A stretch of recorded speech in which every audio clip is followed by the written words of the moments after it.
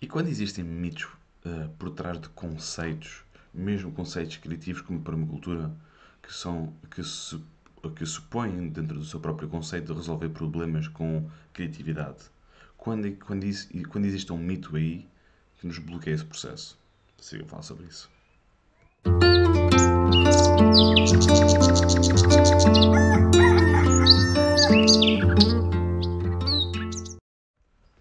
Bom dia, malta. Daqui fala o Pipo do Projeto Liberta-te. Este é o podcast Desperta-te e hoje estou num sítio completamente diferente, mas o podcast tem que acontecer na mesma. Estão a ouvir em gravação porque não tenho acesso a grande internet, portanto vou ter que gravar o vídeo e não vai poder ser em direto hoje, ok? Malta, hoje eu quero falar acerca deste tema do mito de conceitos, que está por trás de conceitos. Mitos, não necessariamente algo falso, uma mentira, mas sim algo que pode não funcionar para toda a gente.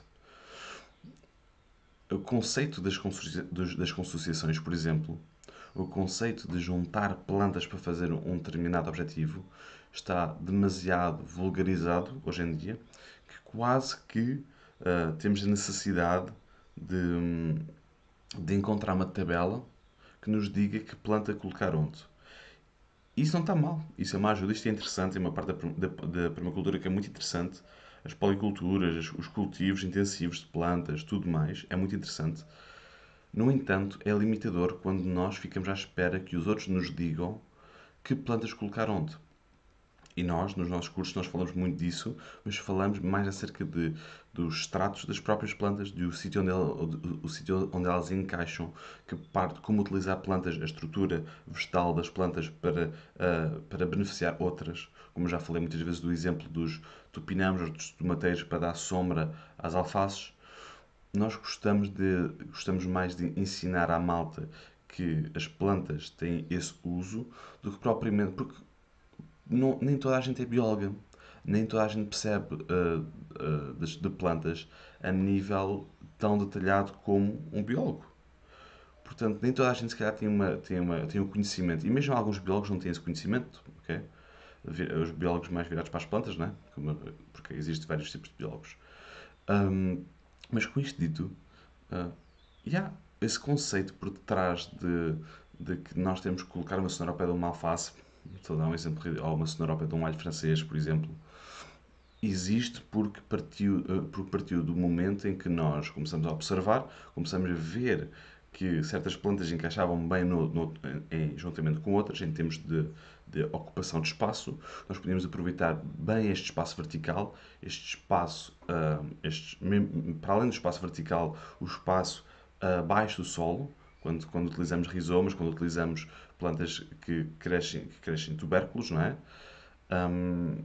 E em vez de alocarmos um espaço apenas para essas plantas, nós alocávamos um espaço para essas plantas e para as plantas que crescem só acima da terra com raízes superficiais. Quer dizer que ambos não se vão chatear muito, ok? Quer dizer, isso, sem dúvida nenhuma, que é um mito por detrás deste conceito. O facto de haver uma consociação, as policulturas, claro que as policulturas fazem sentido e claro que as policulturas devem acontecer. Agora existem N maneiras de fazer, N maneiras de fazer com que isso aconteça e que seja benéfico para o teu próprio sistema. Porque benéfico não é só para as plantas, é para a maneira como tu as vais escolher. Se for demasiado difícil para ti, o sistema não está optimizado a ti. O sistema tem que funcionar para ti também. Okay? Para a pessoa que vai plantar e para a pessoa que vai colher.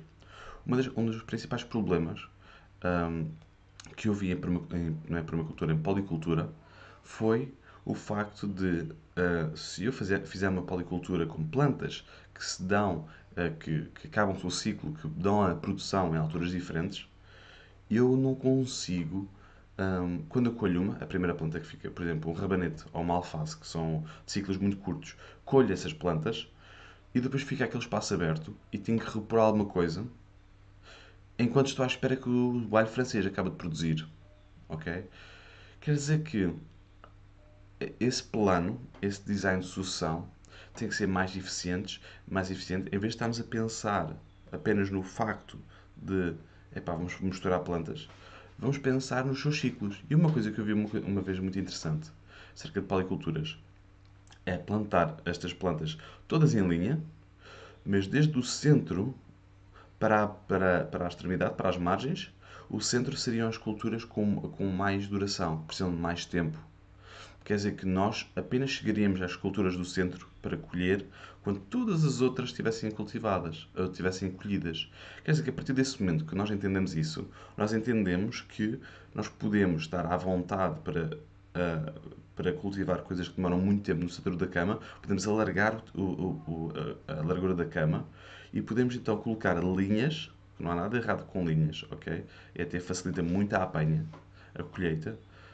Mas pronto, isto é a meu ver, ok? Claro que existem N opiniões, numa sala com 30 permacultores tens 100 opiniões diferentes.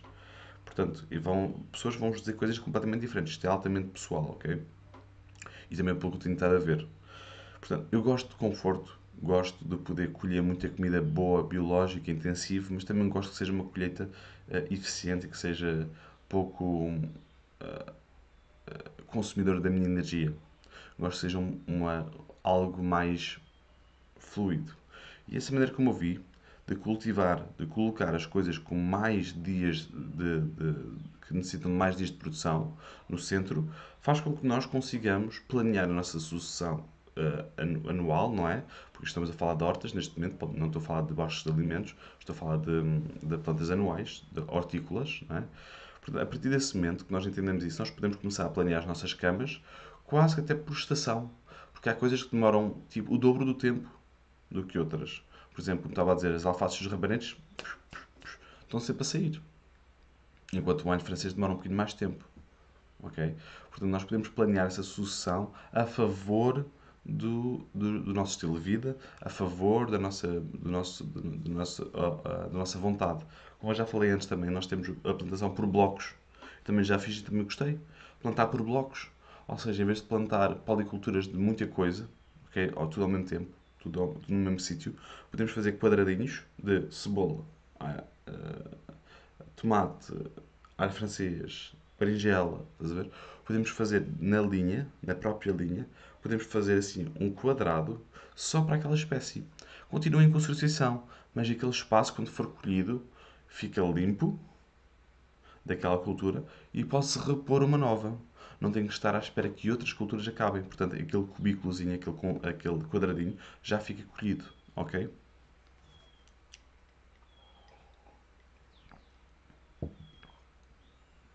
Tudo isto para falar do mito por trás dos conceitos. Muitas vezes, e quero apelar a isso, que vocês olhem sempre, ouçam sempre, leiam sempre tudo com um grão de sal, porque tudo necessita da nossa opinião e o nosso projeto vai partir muito de nós. Eu acredito nisso. Nós somos um epicentro dentro da permacultura. Nós fazemos projetos de design sustentáveis para humanos em harmonia com a natureza. Mas é para humanos, é para nós, e nós somos o epicentro e somos a pessoa que vai cuidar e que vai criar.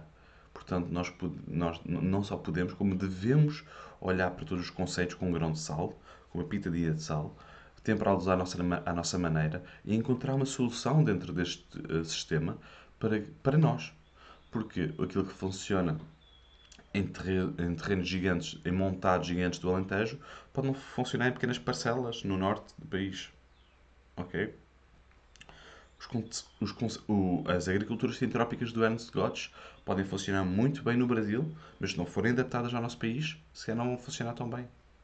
Não quer dizer que não seja ótimo. É espetacular. Mas tem que ser adaptado, temperado com um grãozinho de sal. Ok? Utilizar espécies nossas, como ele também já fez vídeos acerca disso, falar do Ernst.